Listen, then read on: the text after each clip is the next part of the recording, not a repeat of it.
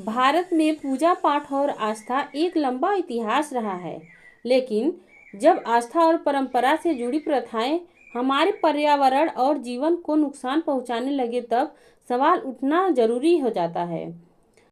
वाराणसी जिले में मूर्ति विसर्जन के लिए गंगा नदी में रोक लगाई गई है और जो तालाब और नदी के कुंडों में भी कहीं कहीं रोक लगाई गई है और कहीं पर अधिकारियों का आदेश है कि विसर्जन होगा, लेकिन विसर्जन करना जरूरी है। और यही कुछ लोग विसर्जन करने पर विरोध भी कर रहे हैं कि विसर्जन करने के बाद गांव तालाब की जीव जंतु हैं जो उन पर असर पड़ रहा है। मिट्टी, प्लास्टर और केमिकल से बनी मूर्तियां जब तालाबों में डाली जाती हैं तो तालाब का पानी प्रदूषित हो जाता है। यह पानी न सिर्फ इंसानों के लिए बल्कि जानवरों के लिए खतरनाक साबित हो रहा है। जिस तालाब में हमेशा पानी रहता है उस तालाब में विसर्जन करने से बहुत बड़ा असर पड़ता है।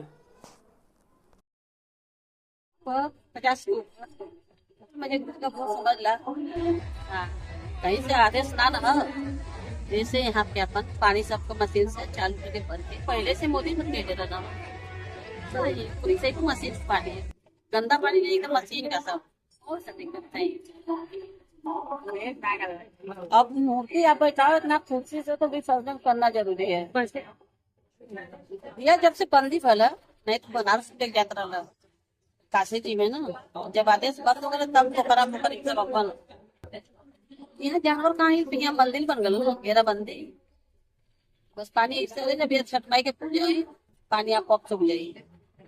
अब ये पूजा पाठ वाले नहीं है, नहीं छठ छठ पूजा वाले ये सब बस और बगिया कोई नहीं, मशीन से पानी भरा था।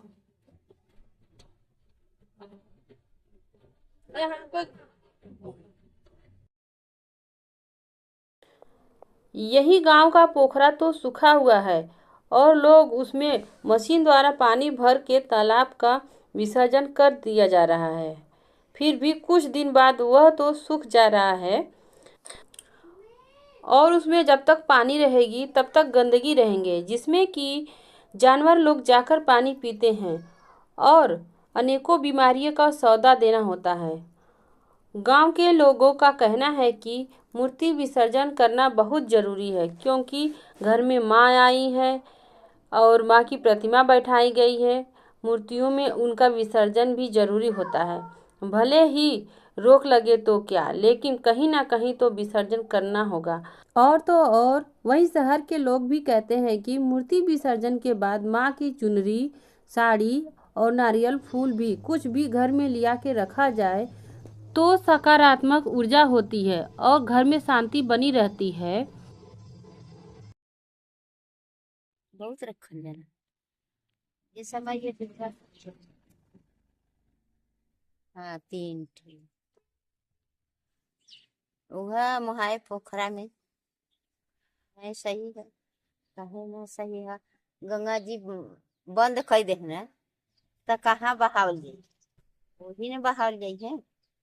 देवी देवता अपने घर पर आ जाते हैं तो करी नहीं के बर विदाई होई अथवा होई तो करब करी न सब साफ कर जाला न। वहाँ जे करे पोखरा में जाई उ फेंकी पवारी साफ कराई। गैया गोरू तो सब ही पियत बा, फिर गंगा जी में सब ही पियत बा। देश का बनारस का अलकत जात बा तो अरे गंगा जी का पानी ले आते छिड़क आ तो होता है। हाँ गंगा जी में लगावल है, पोखरा में ना लगल है। जे पूजा पाठ करत हो ओकर पानी का बुझिया गैया वैया पियत हुई है जात हुई है और का बा। अब मूर्ति के घरे तो रखी नहीं है। कल गंगा जी में तो कहाँ ही करा, कहीं ना कहीं बहिबे करी है।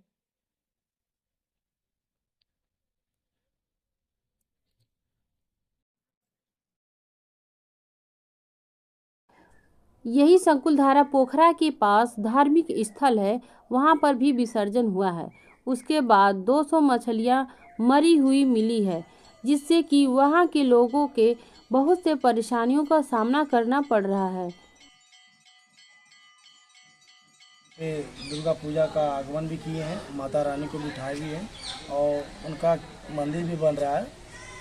और मंदिर बनने से पहले माता रानी को हम ला दिए हैं यहाँ पे। और ये मंदिर पे बहुत सारे कार्यक्रम करते हैं हम, जैसे जन्माष्टमी हो गया, गणपति बप्पा, ये सब बिठाते भी हैं। और इसमें जनता का बहुत बड़ा सहयोग है, योगदान भी है। और उनका कृपा हमारे पास बनी रहती है, उन्हीं के सपोर्ट से हम ये सब सारे कार्य करते हैं। ये 12 मूर्तियाँ हैं और सब 400 मीटर के अंदर है। इसमें माँ दुर्गा का पूजा पाठ चल रहा है। 9 दिवसीय मूर्ति का स्थापना हम किए हैं और बाकी जो मूर्तियाँ हैं 11, वो 3 दिवसीय रखी जाती हैं। 7वीं, 8वीं, 9वीं और 10वीं का विसर्जन किया जाता है यहाँ पे। और बाकी सब जितनी भी मूर्तियाँ हैं सब हमारे श्री संकट मोचन मंदिर पे भी विसर्जन की जाती है। यहाँ के प्रधान सुजीत मौर्य जी हैं, जो हर साल उनका योगदान रहता है। पाइप फैलाएंगे, पाइप लगाना, सबसे पानी लेकर भरना, उनका ये सब कार्य रहता है। उनके हाथ में ये सब चीज़ें भाई जो हर साल पानी भराया जाता है। हमारा श्री संकट मोचन हनुमान मंदिर का विसर्जन सुबह 10 बजे का आगमन होता है। 5 बजे के अंदर हम विसर्जन कर देते हैं और बाकी मूर्तियाँ 5 बजे के बाद आती हैं, जो 11-12 बजे तक विसर्जन यहाँ पे किया जाता है रात तक। अभी तो परंपरा तो हमको इसके बारे में तो ज़्यादा नॉलेज नहीं है, और जो भी है हम तो ये फर्स्ट टाइम सुन रहे हैं कि इतने सालों जो भी कार्य किया गया, माता जी हो गया, गणपति जी हो, या कोई भी चीज़ कार्य किया गया हो, जैसे विश्वकर्मा का पूजा हो गया, कोई भी हो, तो सब अभी तक जिसका जहाँ जहाँ सुविधा मिला है, यदि किसी का नदी में मिला है, बाजू में है, तो नदी में विसर्जन कर रहे हैं, और जिसके तालाब हैं वो तालाब में विसर्जन कर रहे हैं। अभी फिलहाल योगी मोदी जी के द्वारा जो प्रक्रिया जो कानून बनाया गया है, ये कार्य नदी हो चाहे जैसे व्याख्या जो भी डरावना चीज़ हो, उसमें विसर्जन करने का तो अनुमति नहीं दी है। पर इस साल विवाद जनता कर रही है उनके अथवा चीज़ों पे। और जो परंपरा दादा परदादा चली आ रही है, अभी तो हम लोग कल के हैं, उन्हीं का व्याख्या चीज़ जैसे रामायण हो गया, महाभारत हो गया, ये सब चीज़ें हैं, सब ज्ञान से ही कर रहे हैं। पर असली चीज़ क्या है किसी को तो पता नहीं है। और जो भी है भाई, जो तर्क लगाए, वो बोला गया ना, मानो देव नहीं तो पत्थर, वही चीज़ कार्यक्रम समझ के हम लोग अपना कार्य करते हैं। अभी देखिए मूर्ति है, कलर की है। अब आप ये जान लीजिए कि अभी आप पानी में आप यदि कलर डालेंगे तो कलर होएगा ही। तो मूर्तियाँ जो भी है तो कलर की बनती है, मट्टी की बनती है, तो थोड़ा उसके हिसाब से पानी तो गंदा होएगा ही। असर यहाँ पे कोई नहीं पड़ता, सिर्फ एक दिन विसर्जन करने के लिए आते हैं और एक दिन के बाद सब यहाँ से चले जाते हैं। तो उसके बाद यहाँ पे सब चीज़ें बंद कर देते हैं, क्योंकि ना नहाने का मौका देते हैं, ना कोई चीज़ करने के लिए। साफ़ सुथरा करके, चूना बिना मार के, पानी साफ करके सोच रखते हैं, छठ पूजा के लिए आगमन देते हैं, तब तो हमारा पानी क्लियर हो जाता है। ये सभी भक्तोगण पे और जिस हिसाब से बैठी हैं, हर साल आती जाती हैं, अपना कार्य करके चली जाती हैं। इसी साल भी हम गुजारिश करते हैं कि आने वाले भविष्य में भी माता रानी की कृपा बने रहे। हर साल उनका धूमधाम से हम लोग पूजा करते रहें और उनकी जो भी है चीज़, विसर्जन हो, आगमन डीजे का हो, कार्य जो भी है, नाचना, घूम बजना, सब संयम से अपना निकाल लें। यहीं के अविनाश मिश्रा जी ने आवाज़ उठाई तो उनकी सुनवाई नहीं हुई। फिर भी उन्होंने बोला हम धरने पर बैठेंगे, लेकिन प्रशासन की तरफ से उनको अकेला धरना पर बैठने को बोला गया। फिर भी वह अकेले ही धरना पर बैठे, कोई कार्रवाई नहीं हुई।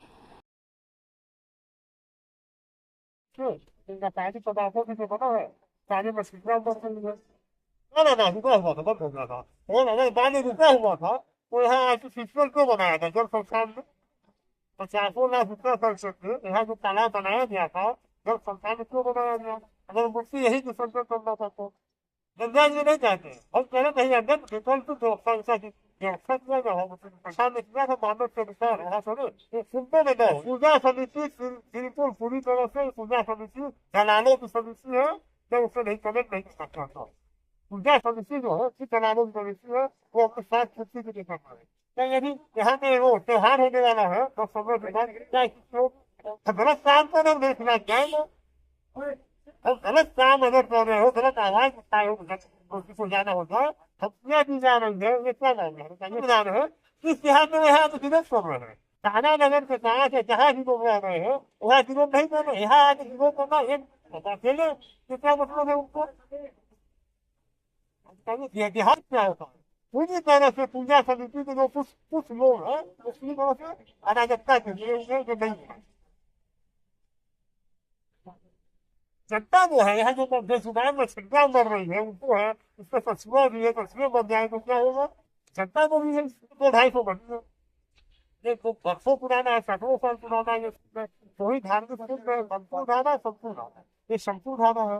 माननीय मुख्यमंत्री जी का इससे पूरा ध्यान रहता है। माननीय मुख्यमंत्री जी की जो सपना है उससे विस्तृत में काम होगा। हुआ था माननीय पहले इतनी बड़ी बड़ी मूर्तियां है विसर्जन नहीं होगी। इस साल हुआ है लेकिन मना किया जा रहा है, इसी का चलती व्यवस्था जल संस्थान में हुआ है, वहाँ लोगों ने रोका और जबरदस्ती यहाँ विसर्जन कराया गया। प्रशासन को दबाव नहीं, दूर से आई है, लंका से आई होगी, सुंदरपुर से कितने आसपास केंद्र